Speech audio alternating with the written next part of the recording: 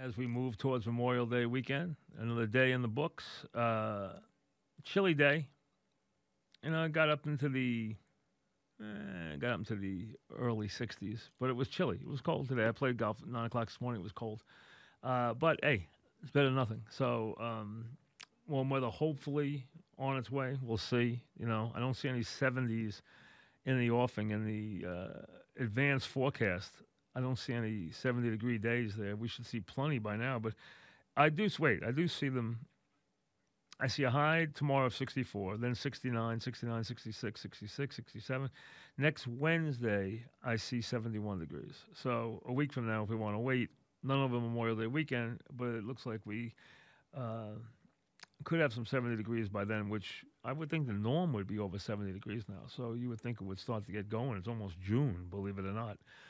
Things starting to open up little by little, teams starting to move, and leagues starting to move in the right direction quietly, slowly, very, very slowly right now. So you're watching things start to open up a little bit. You have the golf coming up this weekend. You're going to have racing at Belmont coming. You already have racing at Churchill. As a matter of fact, Casa agreed. One of our horses is going tomorrow in an allowance race at Churchill, 10th race. It's a little iffy about the turf there. Now, he can run off the dirt. His first race of his life, he ran off the turf and ran well. So he can run both.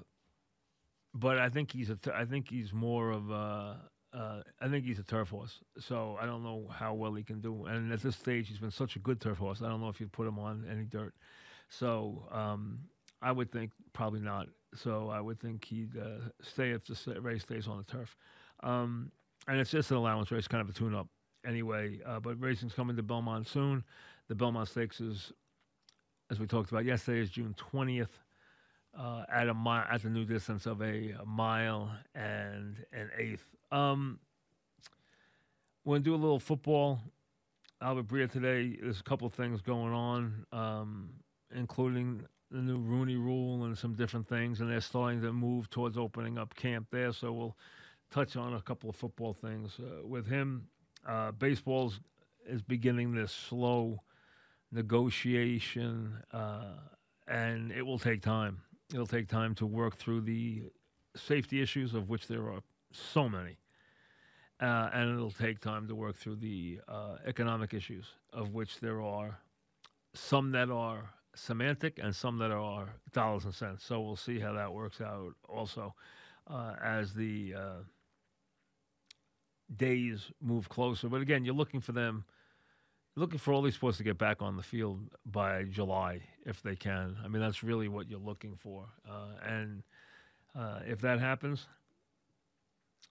it'll be a positive. There's no question. It'll be good. I mean, we're not going to be back anywhere near back to where we want to get to for a while. I don't think this year. I don't think there's going to be any spectator sports this year. I think that's going to be virtually impossible until we get a vaccine, which who knows, which is going to happen. Even some people were shooting down Moderna a little bit the last couple of days, but that's going to happen. People, when you're going to be the first or you're pushing towards being the first, someone's going to try and shoot you down as much as they possibly can because they want to be the first. So you're going to get some of that competition at the top for that. That's going to happen more and more as we go forward here. But there's going to be pressure on the sports, especially baseball, to come back. I don't think there's any question about that.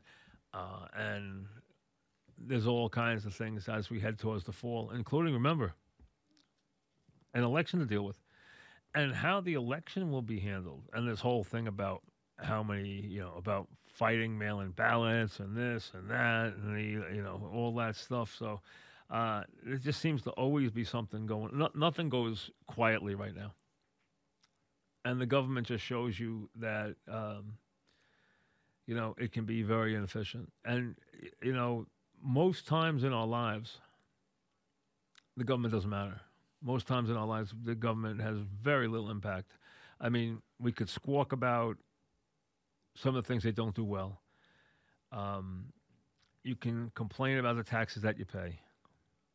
You can complain about the power that big money has. You can complain about some of the duplicity and some of the insincerity of the politicians.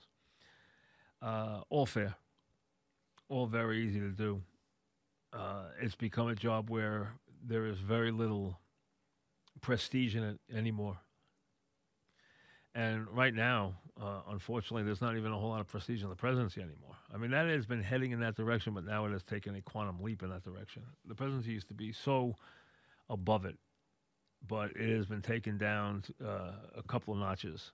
It was heading in that direction, and now it has really cascaded in that direction in these last years, which is sad because, the president has to be special. I mean, but I also think it's got to be far less political.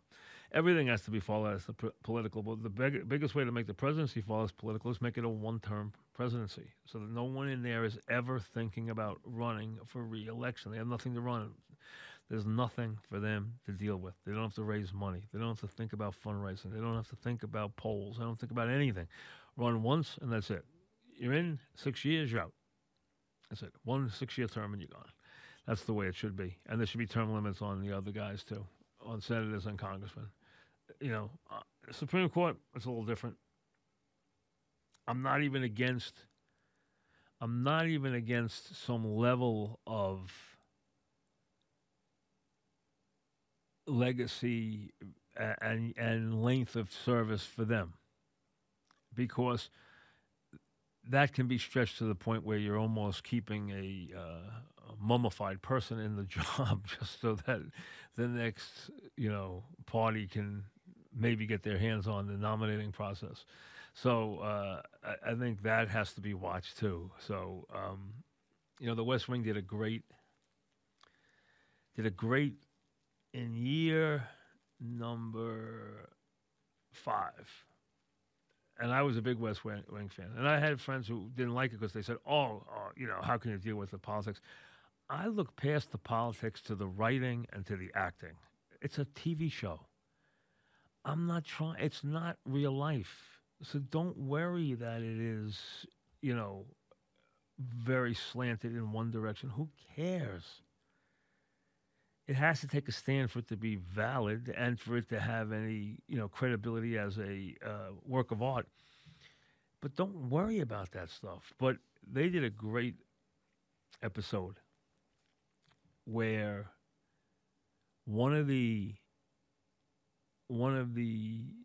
justices died of a heart attack. But it wasn't the Chief Justice who was getting old. It was one of the younger guys who had a heart attack when he was in his 50s. So they sent the flowers to the wrong family. But as they quibbled about getting somebody in and how, it's all going to be centrist from here on in, and it's all going to be the guys who doesn't offend anybody, and this person's out and that person's out, and forget this person. Don't dare, don't even give us that person. And the public fighting and screaming and yelling, and then all the things that goes on. They came up with this idea of having the Chief Justice resign while there was another hole to fill, and putting a lady on the left who became the Chief Justice, that was played by Glenn Close, and one on the right that was conservative, that was going to be a regular justice played by was going to be a conservative. So they got 2 in for the price of 1, and kind of balanced the battling of the court for the years to come with 2 young people, 2 judges who were going to be there for 30. When you're looking at it, if you put somebody in there, they're 40, 50 years old, they might be there 30, 40 years. So, because it's a lifetime appointment. So the point is, it just shows you how that becomes such an enormous. I mean, I don't think the American public understands how big that is. That is probably the biggest thing that a president does in terms of his legacy. Unless he's been involved in some international crisis or a war, there's nothing he will do that will have the impact of naming Supreme Court justices. That's it. And how many you name and how many get through on a certain regime is incredibly important. And, I mean, they will suffer anything. A party will suffer anything from anybody if they can get in the judges they want. That's how important judges are. All right, we'll come back. We'll do some football with Albert Breer right after this. Albert, welcome. What's happening? What's up, Mike? All right, let's talk about the whole Rooney thing. They proposed this crazy thing that they obviously voted down, which made no sense to begin with. I don't know how. Let me ask you this: Did that get close to being voted through, or was it dead in arrival? They didn't even vote on it. Oh, okay. And I honestly, I generally they won't put these things in the docket unless they think they're going to fly. And you know how this works, unless they think it's going to be ratified. And I think the reason why this was maybe a little bit different is I think they wanted to take the temperature of the room and see how this was accepted, because I think that those involved knew it was a radical idea. And so, you get it out there a few days before you actually schedule the vote on it, and it allows you to take the temperature of the room. And, the reaction I got over the weekend from coaches and from scouts, who would have been affected by this, quite frankly, some of them thought it was insulting. I thought it was. I thought it was not only insulting; I thought it was ridiculous. I thought it was absolutely ridiculous. I mean, it was actually changing. I mean, it was an embarrassing notion. I don't even know who came up with it, but I couldn't even believe the commissioner endorsed it. It was ridiculous. Yeah, and so I think that they felt like they needed to do something radical. They came up with this, and again, a lot of the people I talked to thought it was insulting. Other people, there were some that appreciated the thought, but just felt like it was the wrong way to go about it.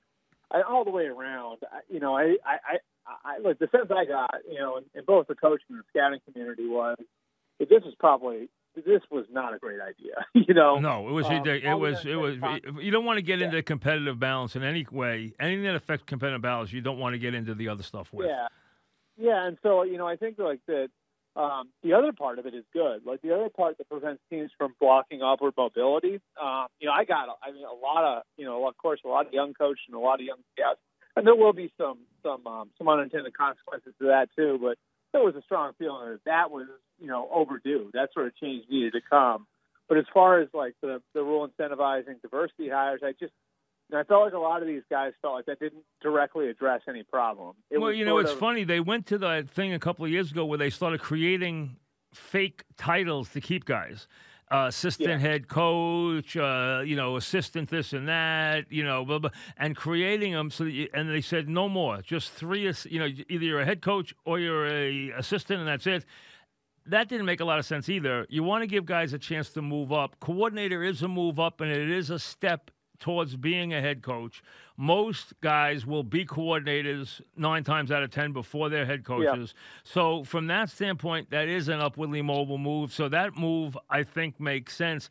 I do think, though, the people who don't like tokenism are going to get more tokenism, because when you know the jobs that are a lock, there's someone that they especially want. They want the guy, and then they go out and interview now 2 people while it's a sham when you know they're hiring somebody to begin with. It'll even get a little sillier there, and it will even circulate the same faces more. But if they think it will put more people in the mix, I'm not even against that. No, I'm fine with that. And I actually think there's a common sense approach that they should try to apply to this. I mean, there are certain, and listen, there are not every coaching search is the same, right? Right. There are certain coaching searches where it's almost like a recruit. Right. There's not any search. They know who they're hiring. That's all there is to it. Yeah. That's like the Raiders, a couple of years ago. They wouldn't have even fired Del Rio if they didn't know they were getting Gruden, right? So that was Gruden all the way. And just to bring somebody in, I don't know if there's anybody in there. You know what I mean? To just put them through the paces like that. So I sort of wish there was a way to separate, and maybe what it is, Mike, is you say, okay, you've got a week to hire this guy. If you don't hire him, then you got to go through a normal process. Maybe there's something like that they could do, where when it's a targeted search like that, they could separate those from the other ones. I do think that it helps to put more guys through the process and get guys in front of owners and get people sort of in the pipeline. I think all of that makes sense, and I don't have a huge issue with that. Like, I think the idea of incentivizing hires that way, it was sort of I just say forced, awkward, whatever word you want to put on it. That's what it was. And so I think, the effort was there from the owners. They just, didn't I think quite know how to go about it. Obviously, after the reaction they got over the weekend, I think that they, got the strong sense that this is something they had to sort of slam on the brakes with. We're talking about Breer, NFL. Let me ask it this way, because you talk to more assistant coaches than I do now at this stage, and this would be the fairest answer. Because I think there was institutional racism in the NFL, but I don't think there is anymore. I don't think anybody does it because they don't believe in promoting people. I think it's a question of, are there candidates worth promoting or candidates that look worth promoting? The question I would ask is, do you think that black assistants that you talk to, do you think they feel they are unfairly blocked?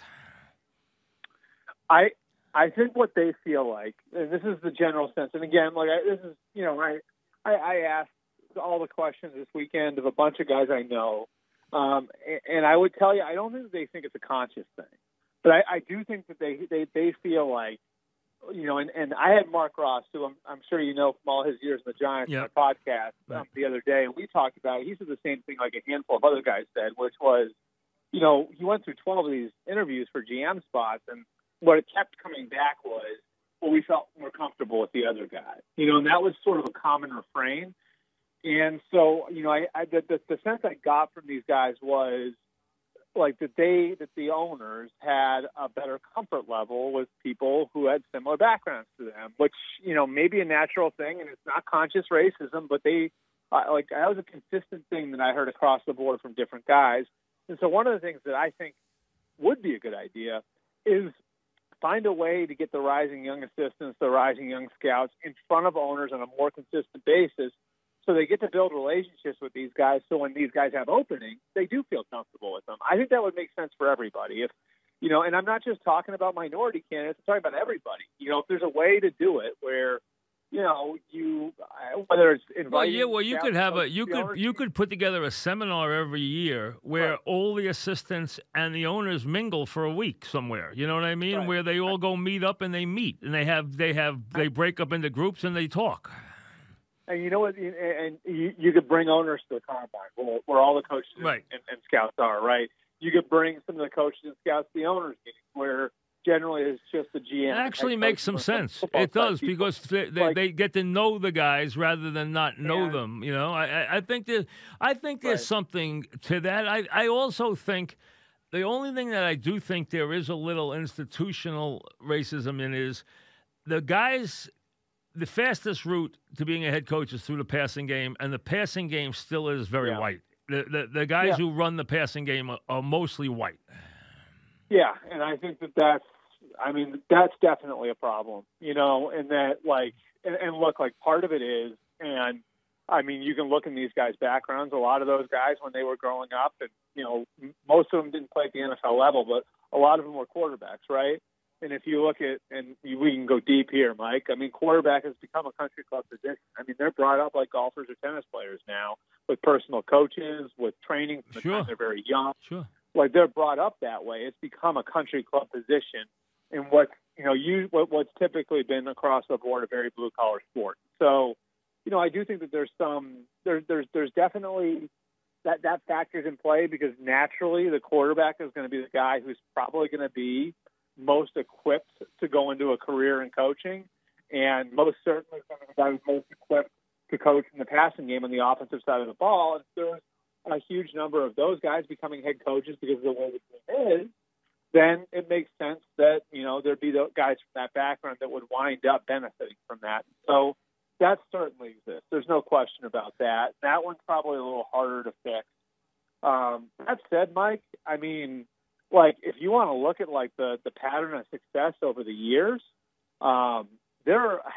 Pete Carroll, John Harbaugh, Bill Belichick, Dan Quinn, Ron Rivera. How many coaches that aren't offensive coaches that brought teams to the Super Bowl over the last decade? It's more than offensive coaches, So there's no I don't know if there's great proof out there that the best head coaches are necessarily these guys who have background coaching quarterbacks. No, I don't think they are. I don't think Yeah. they're any more successul. I just think it's the faster way now because It's it a sells trend, tickets, right? Because everyone wants to work on developing the quarterback position. Right. But you know what? I also think the NFL needs to find a way to transition some of their black players who are in the league for a long time into coaching, and a lot of them who have made money, they don't want to put in the work. They don't want to put in the 80 hours. You know how coaching is on the early years. You got to put 1,000,000 hours in. It's a thankless job, and you have to pay your dues. You're not going to get a job. You know, in the NBA, you can go from being a player to a coach. You can't do that in the NFL. It's not going to happen. I'll give you two fantastic examples. One, Gerard Mayo, who I think everybody knew. Everybody who's been around him for 5 minutes would be able to tell from the time he was in his early 20s, the guy could coach if he wanted to. Bill Belichick put the green dot on his helmet his second year in the league. And he came into the league at 21 years old. So, everybody could have told you that Gerard Mayo would have been a fantastic coach. Well, he retires a little early after 7 years in the NFL, and he goes into finance for 5 years, right? Yep. Well, he goes into coaching. His first year in coaching, he's signaling plays in. He's not immediately he's rising through the ranks really quickly, and that guy's going to be a head coach within 5 years. It's why wasn't he identified early? And absolutely. Absolutely. When you have that guy, absolutely, that player, because it is an easier transition, but for the white player. But the other thing is that you're going to pay your dues because, you're not going to step in.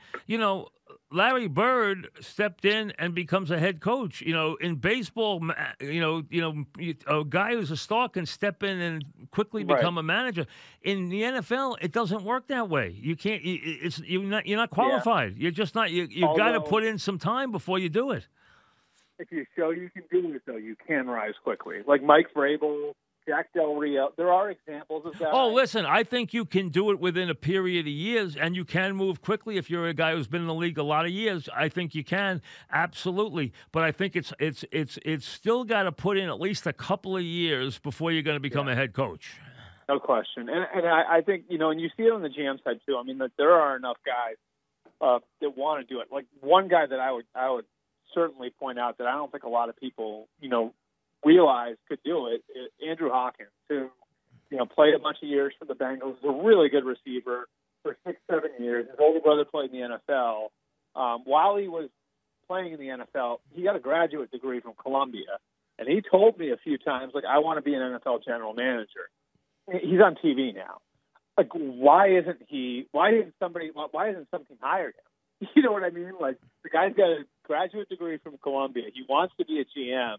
He played in the league for a bunch of years. Why hasn't somebody hired him? There are examples like that where you look at it and you say, the NFL's got to do a good job of identifying guys who want to be GMs, who want to be head coaches, who are still playing, and fostering that. And, they're going to get some no's.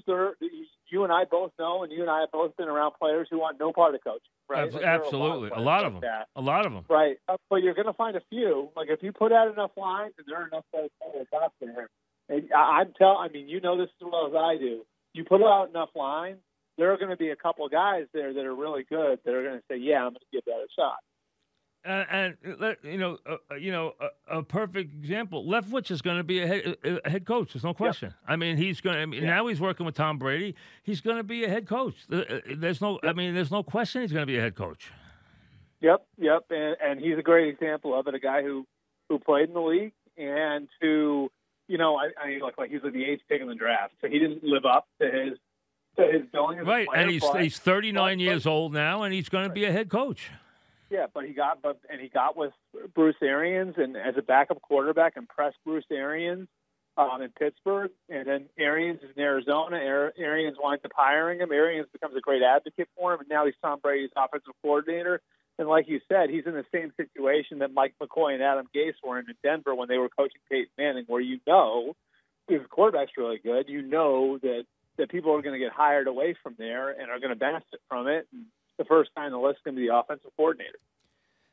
No question. And you know what? I think it's not like an owner saying, hey, like you're watching the Express movie where, the Redskins are saying we're trading away any black player we get our hands on, okay? Were there days like that? Yes. Did the Red Sox act that way and the Washington Redskins act that way? Yes, they did. But that's a long time ago. I think now there's none of that, but what there is there needs to be more minority candidates. If there's more minority candidates, there'll be more head coaches. And that's been sort of my feeling on it all along. I think back to the concussion issue, right? And they tried to change the rules at the top level of the game. And I remember asking guys in the league office about that. They were like, well, if we change the rules up here, it'll filter down and everybody will catch on. And what they missed was, no, like the guys that you're getting are finished products. Like, so a guy's not going to change the way he plays when he arrives in the NFL, when the margin for error is almost nothing. And, it was something like that they eventually had to realize we need to attack this at the grassroots. It's not something that you take care of at the very end point, And that's what I think the flaw was. And that's been the flaw in a lot of things they've done from the diversity standpoint. Is they're still focused on that end point. They're not worried as much about the pipeline. And the pipeline, to me, is the most important part. You get the right people in the pipeline. You get them well trained. You get them with good people, and you're going to get results that way. It's the most obvious way to do it, Mike. And it takes more work, and it takes more money, and it takes more commitment, and all that different stuff. And I know it's harder to do it that way than it is to simply write a rule. But if you do it that way, you can get real results. All right, we're talking about. I had to read this story twice before I actually knew it was real. An unnamed NFL player is suing United Airlines, alleging he was sexually harassed, assaulted, and violated by a female passenger on a flight from L.A. to Newark. An NFL player is going to sue United Airlines because he was violated by a female passenger? An NFL player? Yeah, that was a wild story, and I wish I had something to play on it. I would think that things. This isn't from the Onion. This story. This isn't from the Onion. Yeah, I would think that things would have to get pretty nuts, right? Things have to get really out of control for it to go down that way. I thought it was crazy too. I mean, the guy's going to be. I don't know who the player is, but you know what? He's gonna hear from a lot of NFL players next year if it's. Well, if they find out who he is, absolutely. And I guarantee you, there are some guys trying to figure out whether or not that guy's on their team. Yeah, I mean, the young lady, what was the size differential? He's an NFL player. Yeah, it was I'd love to hear some more detail on how all that went down because it seems pretty out of control. I mean, there are actually graphic details here, that are almost like, all right, I guess we could say that. But this is an NFL football player alleging that a young lady did this to him on a plane. Yeah. I mean, it should be able to it should be able to. I don't know. I mean, I feel like in that situation, you just kind of let it go and laugh about it later. But now, I don't know. Different people have different takes on these sorts of things. All right. Tomlin made the point last week. We're talking about Bria that no camp should open until everybody's camp can open. All right. It's got to be even everything. And that is very difficult to do with cities and states and municipalities all in different levels of opening and closing, and I know everything is opening now quietly, but there's still it's not every city's in the same place. Obviously, Governor Cuomo said he would work hard with the Jets and Giants to make sure they opened, and the Bills too. He even said he declared himself a Bills fan, which I didn't even know he was till the other day when he declared himself a Bills fan. I've known the guy 25 years, I think. I didn't even know he was a Bills fan, to be honest with you. But not that it matters. But the point is, do you think we're close to doing this? I honestly think they probably wait until the start of training camp. And the main reason why is because they don't really have to do anything right now. And I think you'd be kicking a hornet's nest if you start it now. I mean, there are certain states where all you got to do is look at the timeline, and New Jersey's one of them, Massachusetts is one of them, Washington State's one of them, Maryland's one of them, California's certainly one of them, where you can see like the timeline, the reopening timeline. There's no way that before the end of June these teams are going to be able to reopen their facilities for everybody. The limits on gatherings are just going to be too small, and so what I could see happening is maybe in June what they could do is they could say, okay, players can go in and work out, go get a lift in for 1 week in these places, so they can sort of test the protocol and everything else, so everybody's not just kind of flying blind when you get to July. But I don't think that we see anything until this sort of only because the NFL doesn't have to do anything right now. We're not at really a critical juncture in the calendar for them. Once we get to training camp, we're talking about something else. And I think that's when the NFL really has to confront the issue, where the doctrine has been until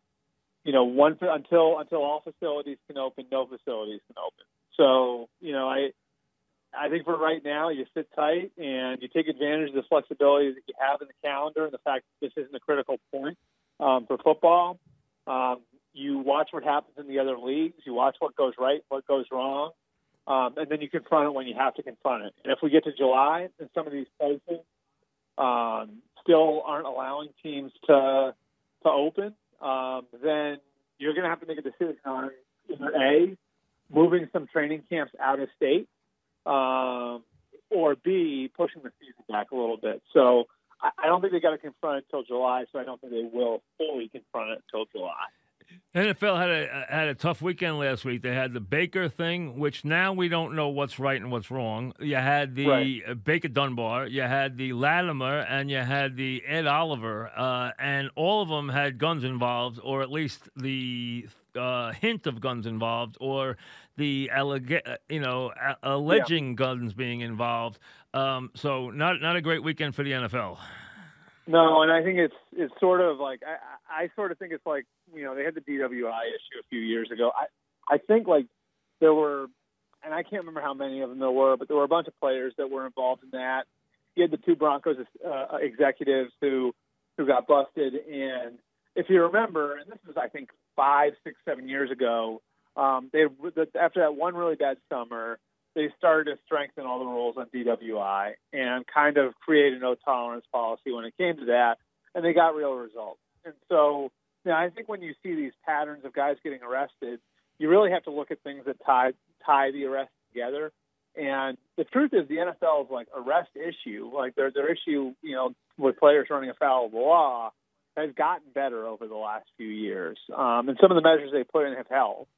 But, there is something that ties all of these together. And the fact that there were guns involved in every one of these cases, A, is problematic, and B, I don't think it surprises anybody either. It's not like this is way out of bounds for NFL players. And so I certainly think that, if you look at the arrests that happened over the course of the last week, the one thing the NFL can do here is maybe address what's become a gun problem in the league. Do you feel the NFL, do they want to independently investigate these things themselves? Do they want the league to investigate these, or they want to let the authorities run their course with these things? They've moved a little further away from conducting an investigation. I know that there's some owners, Jerry Jones is at the top of the list here, that want them out of the investigation business altogether, and to think that it's silly that an organization without subpoena power is really conducting these sorts of investigations. That it's a no-win situation for the NFL. So I think at the very least they're going to look into them, of course, and they're going to work with the authorities. But I think at the very least, they'll try to let the authorities handle them. And, if there are still lingering questions after all of that is done, then they sort of try to tie up any loose ends with their investigators as they can. I do think the one thing we have to remember here, too, the way the NFL's conduct policy is written, the commissioner does have fairly broad authority where if you simply put the league in a bad light, and you know that's a pretty, that gives you a lot of leeway. If you put the league in a bad light in any way, then you can be punished for it. And so certainly in cases like this, I think that even if like these guys get off, there's still kind of a gray area there where there could be some sort of league sanction because the league looks at it and said you put yourself in a bad situation, and that was going to necessarily put the league in a bad light. All right, the last one is one of the league's big stars, and that's obviously Aaron Rodgers, who admitted he was taken aback by what they did on draft night. Admitted he not only didn't expect them to take a quarterback early, he did not ever think they would trade up to take a quarterback. Admitted he was stunned. Admitted now that it may change his thought process where it had been that he would finish his career as a Packer. Now he's not sure that that's the case. It's interesting. I'll bring it to the old Mantle DiMaggio. When Casey Stengel was really rough with DiMaggio, they didn't get along, so he used Mantle as a wedge when Mantle was breaking in because he had such immense talent and to tweak DiMaggio. So DiMaggio was not nice to Mantle. Mantle never forgot that and was always great to rookies, and it was unbelievably acclaimed for being great to his teammates and great to rookies because he did not like what DiMaggio did to him. Aaron Rodgers felt the wrath of Brett Favre. He made it very clear he didn't like what Brett Favre did. Now he's in the same boat where he's being put in the exact same place. Do you think he responds the way Mantle did, where he does an about-face and is actually nice to the young player, or does he go the way Favre did? So that's what I think was so interesting about his response. If you read closely what he said, you can see there's a very clear line where there's anger, but the anger is not towards Jordan Love. So go back and read his comments, and you can see very clearly it's not this kid's fault. I'm going to help this kid. But he was honest, too, in saying, it took me aback. I was surprised by it. And part of that's on the Packers, too. I mean, to not call him and tell him this could happen, and he had to find out on draft See, night. I admit I would be slighted because I think the organization owes me more than that, any great quarterback. Hey, listen, we all know that it ruined Dan Reeves and John Elway's relationship when he drafted Tommy Maddox. It ruined them. It ruined their relationship. And to me, it's even if you think there's a slight possibility you're taking one in the first round, pick up the phone and call him and just say, listen, we don't know if this is going to, come. We don't know if it's going to play out this way. We just want to tell you it's on our radar. So if it happens, don't be shocked. And we're calling you out of respect. And it's to me, if you do that, the whole thing takes on a different context, I feel like we could have done that for him. That they didn't, that's water under the bridge now. We'll see. It might be intentional, though, because, years ago, you remember, I mean, you might not, but I think you probably do, when the Yankees basically told Derek Jeter, you know what, you want a bigger deal, go out and look for it yourself. And Jeter was furious about that, absolutely furious. And he had a right to be because he's like, wait a second, I deserve better than that, okay? I think sometimes these young guys, this guy comes in the league, LaFleur, he and the hierarchy of the Packers go 13-3. And they're feeling their oats, and now all of a sudden, we're the reason. The quarterback's not the reason anymore. We had to basically walk around on eggshells the first year. Now, you know what? We're on equal ground. Maybe that's the message that he's trying to send. Well, and the interesting part about it is the Packers could benefit. If you talk to anybody who is around the Patriots, 14, 15, 16, I think if they were honest about it, they would tell you to a man that the drafting of Jimmy Garoppolo and what Bill Belichick said on the weekend of that draft, where he said that part of what motivated them to draft Garoppolo was Brady's age and his contract situation. That lit a fire under Brady. Not only that, and then Brady got him traded.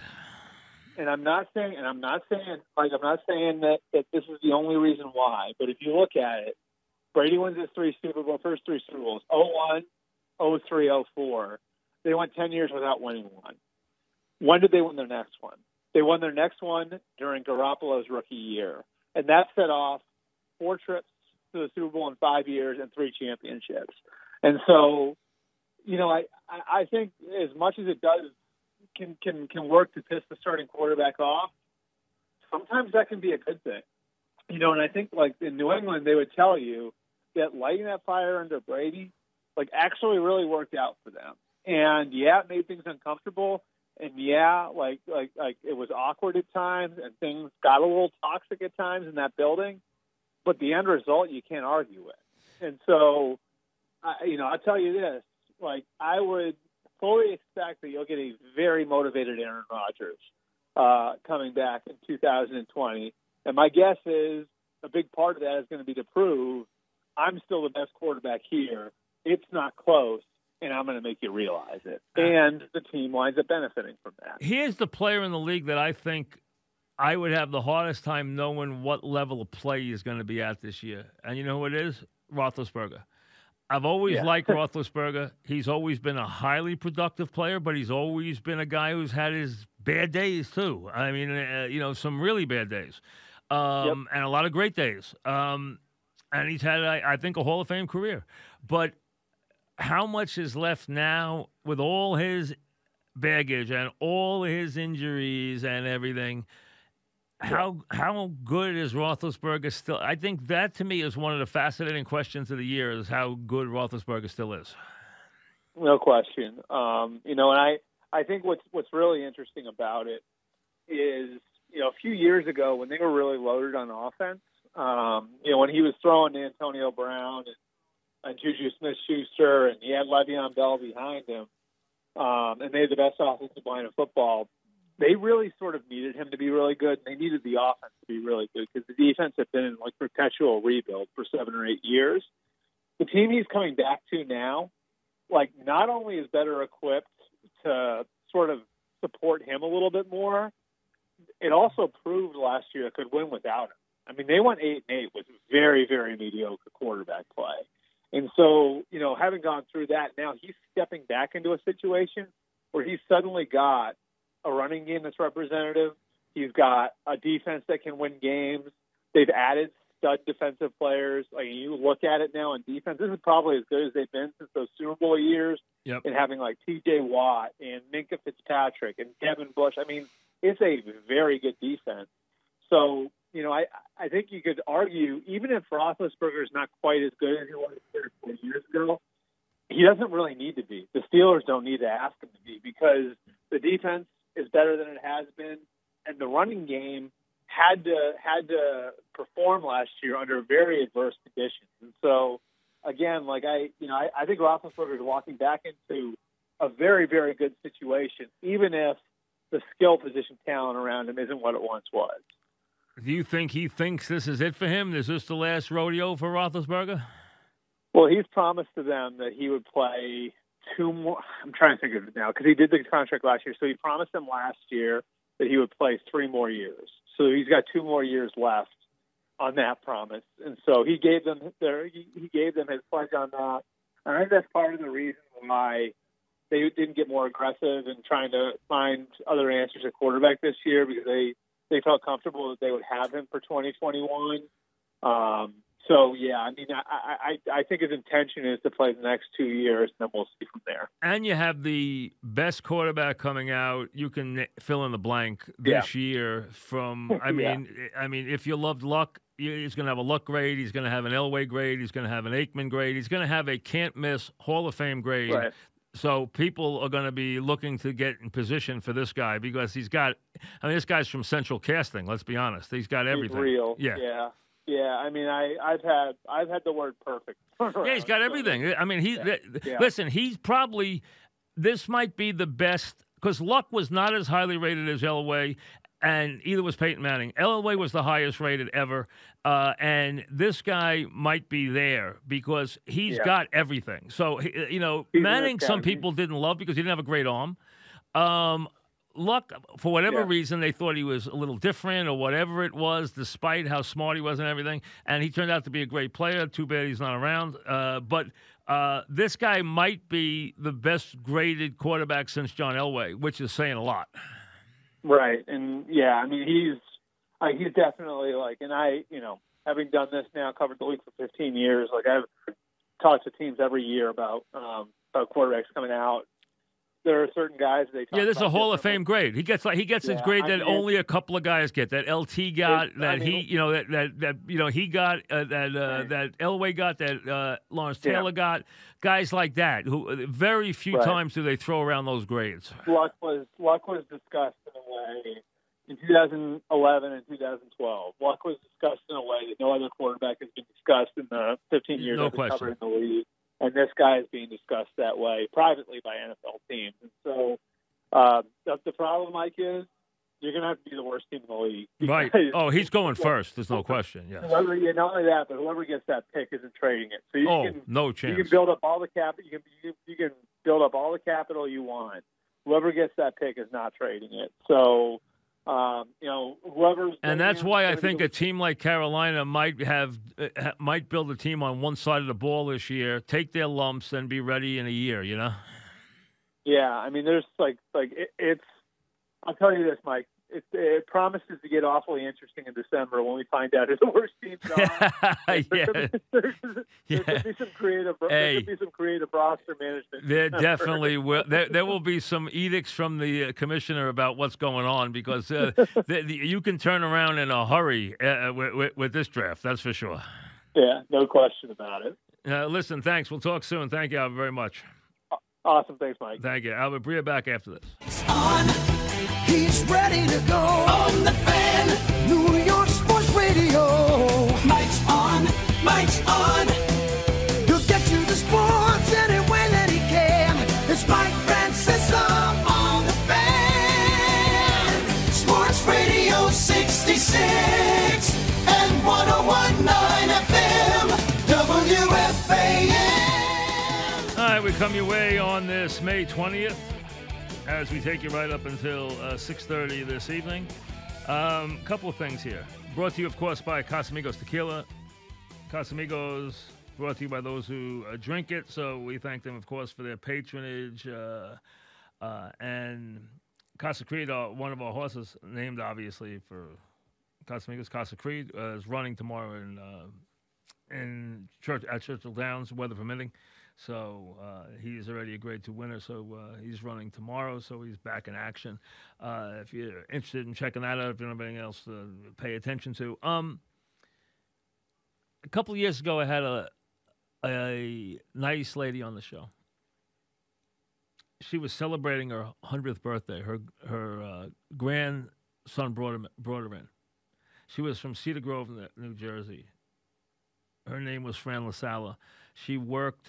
She still worked every day. She drove her car every day. She worked at the school or adjacent to the school and the hospital, at Seton Hall, if I remember right. I think her job has been obviously postponed or, paused like so many other jobs right now. She was 103 yesterday. So they had, how they're doing these things now, and maybe they've gotten a little played already for normal people. They have these birthday processions where they have the cars go by and you stay outside the house and they put the signs on the lawn and they drive by and they drive, for little kids, they drive the fire trucks by if they get a chance. Or for a sick kid, they drive the fire trucks by. Or for normal kids, they drive the cars by. And you've seen this and you've even probably noticed it in your neighborhood. It's gotten a little played out, I understand. But not for her. She's 103. And going gangbusters at 103. So she had her day yesterday at Cedar Grove. They mentioned it to me. I just wanted to wish her a very, very happy birthday. She was a great guest a couple of years ago when she went on the show. She had two secrets, if you remember, folks, that she gave me. Two secrets. One, she went to Mass every day, sat in the same seat at 8 o'clock Mass every single day. Mrs. O, my mother-in-law, is 89, and she goes to the Mass every day and is in great shape. And is 89, still drives the whole thing. So maybe that's the secret, folks, okay? And we're all missing it. But she told me she also ate dark chocolate every day. Fran LaSala told me. Dark chocolate.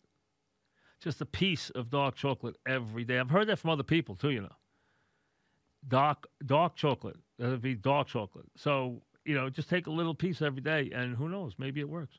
It probably does. But 103 years old, still vibrant, still drives, still would be working if we were under normal conditions. They sent me the picture of her outside where, was sitting out there, watching they had like 50 cars come by and salute her. They had the fire trucks come by and salute her in Cedar Grove. So congratulations to Fran on another birthday. And again, everyone's a memorable one, and it's amazing.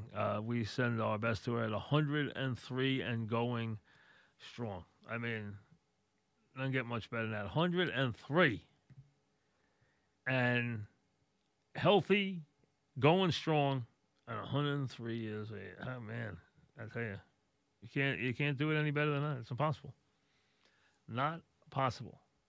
All right, every day I look at I chronicle the two center fielders. Take a look at what we get from May 20th. May 20th, for Bernie, let's see what we have today. May 20th we have? We have May 20th, 1999. The Yankees beat the Blue Jays to move to 30-15. These are obviously great days for the Yankees, the late 90s. Dynasty days for the Yankees. Great days for Bernie in the late 90s. And on this day, he went 2 for 4. Knocked in 2 runs, hit his 9th home run off Brandon Lyon in the first inning. Now has 23 RBIs on the season. Got his average up to 296, his on-base percentage up to 407. So off and rolling on what would be a very, very good 99 for the Yankees and for Bernie. For Mickey, we go to a rare year, a very rare off year. This was May 20th, 1959. And I don't even think we've referenced 59. On this date in 1959, the Tigers drubbed the Yankees 13-6. The Tigers beat the Yankees at Yankee Stadium 13-6.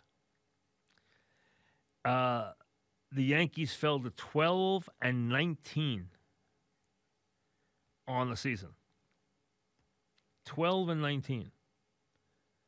59, the Yankees went 79-75, finished in 3rd place. Mickey on the day went 3 for 5 with 2 runs scored, 2 runs knocked in, hit a 6th home run, 15 RBIs, batting .280. That year he hit 31 homers, only knocked in 75 runs. Batted .280.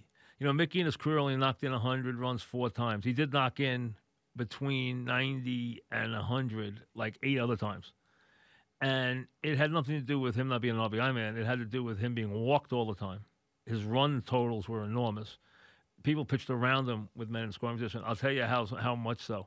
If you look at the clutch stats for his career, and normally you'll see anybody will go down for their career late and close, which means late and close, games tied, 1 run up, 1 run down. Close baseball games late, those are clutch hits, big hits. In those, for his career, he hit .322 with an OPS over 11, over 1,100. So it was, thousands all world. His was over that. It was 1.1 something. So, it's that good, So, it was enormous. So, it's the highest number he had of any situation was late and close. He was a very, very big clutch hitter for his whole career. But often he got pitched around so many times in clutch situations. Now, more ironic than that is the Yankees went 79-75 that year. Think about this. Mantle comes in 51. That year in 59, the Yankees finished 3rd. They go 79-75 and finish 3rd. In 1951, his first year, they win the World Series. In 1952, they win the World Series. In 1953, they win the World Series. In 1954, they win 103 games and don't go to the World Series because Cleveland has the great team and wins 111 games. In 1955, they lost the World Series. In 1956, they won the World Series. In 1957, they lost the World Series. In 1958, they won the World Series. So in his first 8 years in the majors, he was in the World Series 7 times. And then in 59, they go 79 and 75, finish third. And then in 60, they lose the World Series in Game 7. In 61, they win the World Series. In 62, they win the World Series. In 63, they lose the World Series. 64, they lose the World Series. In Mantle's first 14 years in the majors, he played in the World Series 12 times and won 7 and lost 5. So think about that. A guy spends his whole career trying to play in the World Series once.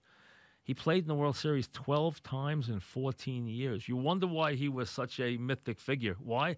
Because people turned on their TV sets, as this was the age of TV sets, and saw this handsome, blonde, powerful, fast center fielder in the World Series every year, hitting home runs, doing wondrous things, winning ball games, and that's why he became Mickey Mantle.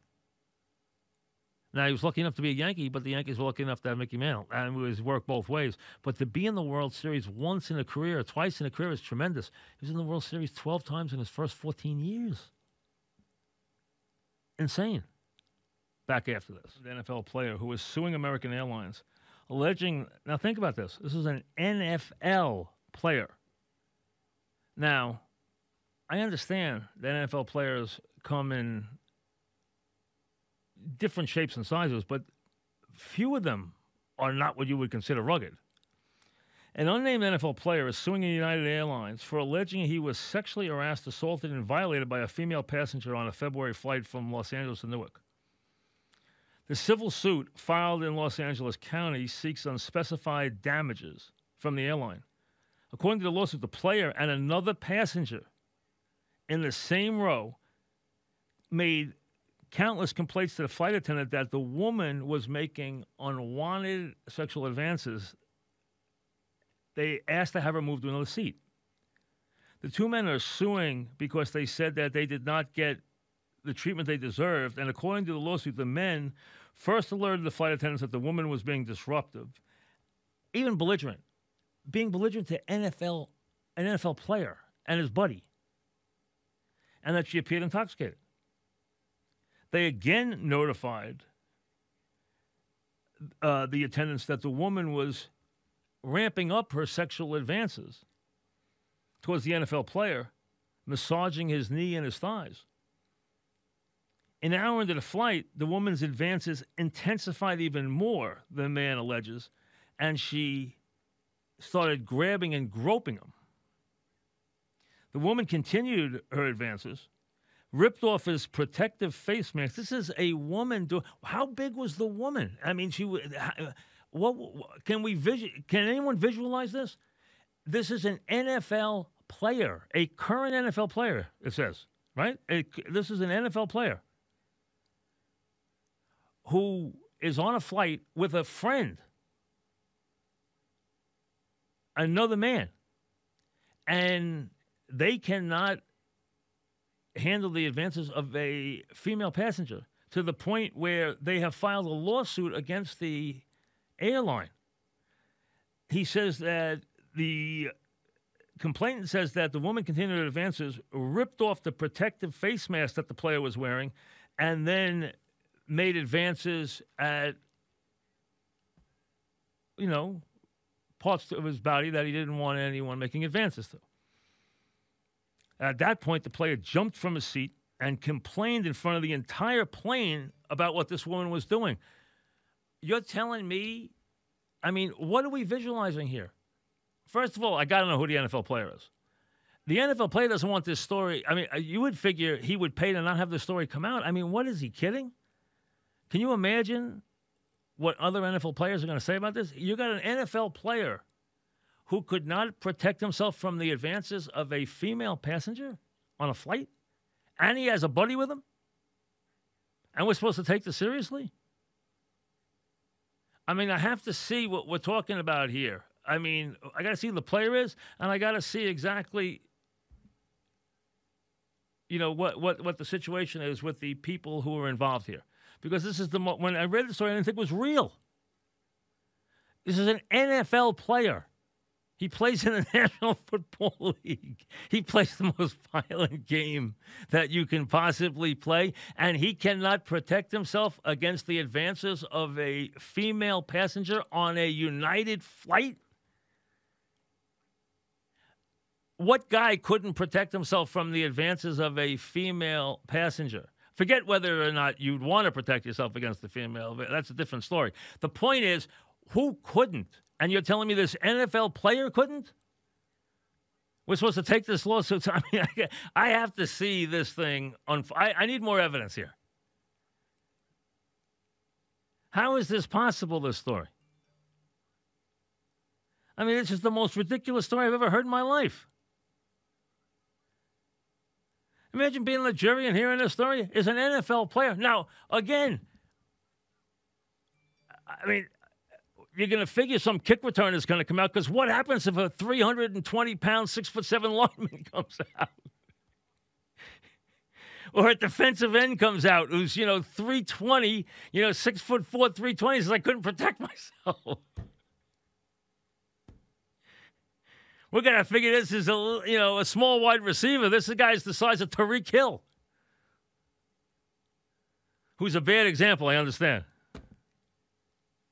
I'm just talking about size-wise. What a ridiculous story. This guy's actually suing the... Can you imagine being in the airline, working for the airline, and getting this story and saying, look at this. I got an NFL player suing us because a woman attacked him on the plane and groped him all the way from, L.A. to Newark and ripped his face mask off. And he asked for protection from the stewardesses and couldn't get it. And he's an NFL player?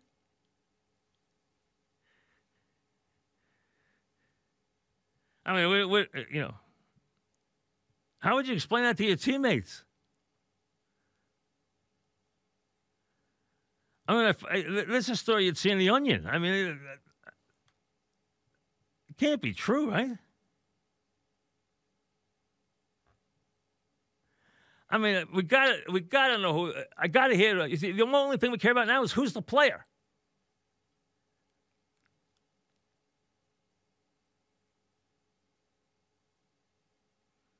And I'm not saying a woman's right. That's not the point. But you're telling me the guy couldn't stop the woman from making her advances? How big was he? How big was she? He's an NFL player. They are physically imposing 99.9% of the time.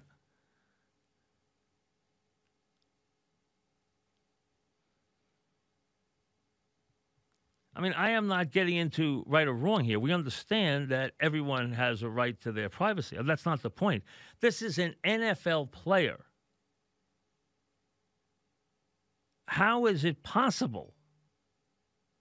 I'm having trouble visualizing the physical,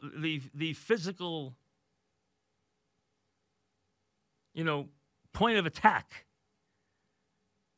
as to why he couldn't ward off the advances. I'd be fascinated to hear who the player is. And I would say he's going to take quite a bit of ribbing around the league if he goes forward with the suit. I mean, the whole thing is rather bizarre, would you say? How about you on the jury and you hear this case? Here's an NFL player, and again, we'll have to see who the player was. But it's a very odd story. Yankees and Indians tonight. Todd Frazier will be with John and Susan, so that'll be interesting. Remember, they always win, so it's you always leave happy because they always win the game. They don't give you any losses. They don't bring losses back, folks. No one brings losses back. When you get the recaps, they're always positive in nature. There's no defeats. All teams are undefeated in the recaps. When they bring back the game, they win it. That's part of the deal. Why would they want to bum you out? Especially nowadays. So they're coming up your way at 6:30. But that is a strange. I mean, there are strange stories, and that is because of the very nature of an NFL player. I mean, they are, for the most part, your run-of-the-mill NFL player is a imposing physical specimen. Run-of-the-mill. No less the, linemen or some of the, ones who are just, products of the weight room or, intensive work or whatever it may be. The bottom line is, I mean, you're talking about a player from the National Football League, the roughest game in the world. Just a very, very, very strange story. Once again, more importantly, this evening, happy birthday to Fran LaSalle at 103. I mean, that is remarkable, really. Something for all of us to shoot for, because it sure beats the alternative. But 103, and doing it right. And again, the secrets, as she told me, she came in the studio a couple of years ago. Her grandson brought her grandson brought her in. Still goes to work, still drives her car, goes to church every morning, sits in the same place, sits in the same seat every day, and eats dark chocolate. That's what she told me. That's the secret to her incredible longevity. And it has now reached, in Cedar Grove, 103 and kicking. Casa Creed, our horse, will run in the 9th race tomorrow at Churchill Downs. That'll be in the 5 o'clock hour. We'll be on the air, so we'll check it out as it happens. Hopefully, we get a decent course tomorrow. We could get some rain there, so hopefully we get a decent turf course as he comes back and makes his first run. His last race was in Saratoga last August when he won the Grade 2 stake. So getting ready for him to start, hopefully, what is a big year. Yankee Baseball with Susan and John and Todd Fraser is next. Casamigos Tequila, as always, brings you the program, brought to you by those who drink it. We'll see you tomorrow. Be safe.